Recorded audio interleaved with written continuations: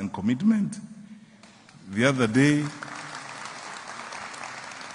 I was telling some lawyers here in a room that, and this is the last thing I will say on that particular score, that one day I will tell the whole story in full length in my book when it comes out, that I would never have gone to school, or I would never have finished school without my mother.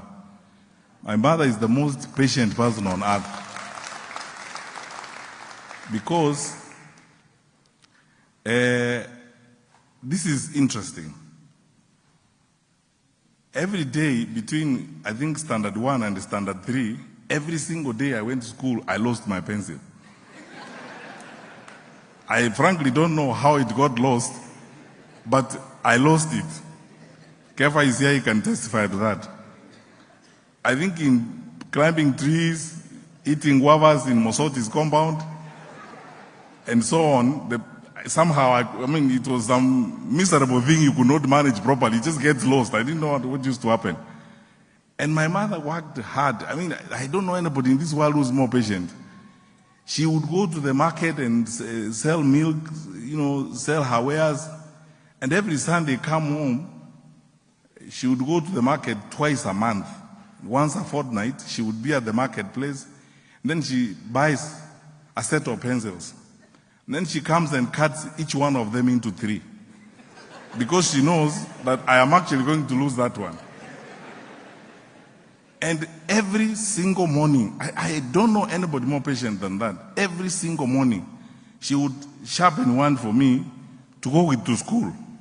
She tried all gymnastics to help me keep the pencil, including creating a hole here, on your collar.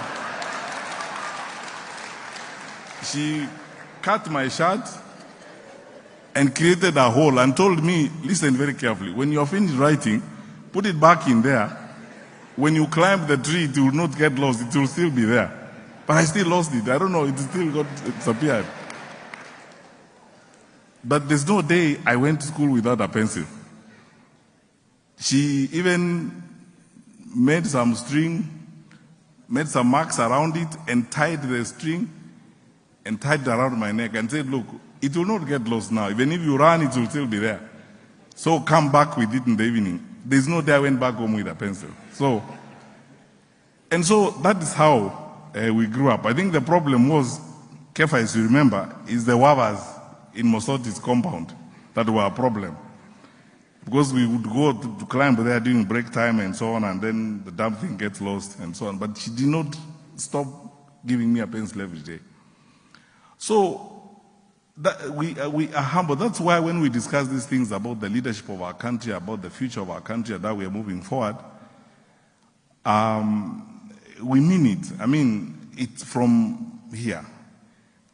And now, I will dedicate the next few minutes of my speech to the serious stuff, away from my troublesome pencil. Good people, about a year and a half ago, when I was about a few weeks old at the bank, I met a group of young economists, Kenyan young economists at the bank, just pumped into me as we were having tea. And then the way people get excited when they bump into me in town, oh, CS, you are here. I said, yeah, I'm here. Really, you are the one here? I said, yeah, I'm not AI generated, it's me. We said, do you mind giving us a few minutes? We would like to hear your story about public service. What do you think? I said, I have no problem. When do you want us to meet? We agreed to meet someday in the course of the week. And we were together for about 2 hours. Then they asked me, after all the stories are said and done, what are the 2 things you would like us to learn even as we work here at the bank? I told them, 1, always part for your country. Fight for your country. We may have whatever challenges we have at home. We have disagreements sometimes because of politics. But our country is our collective foremost responsibility. Love your country. Don't talk your country down. Because we must love our country. We have not come very far away from home to this place to talk our country down.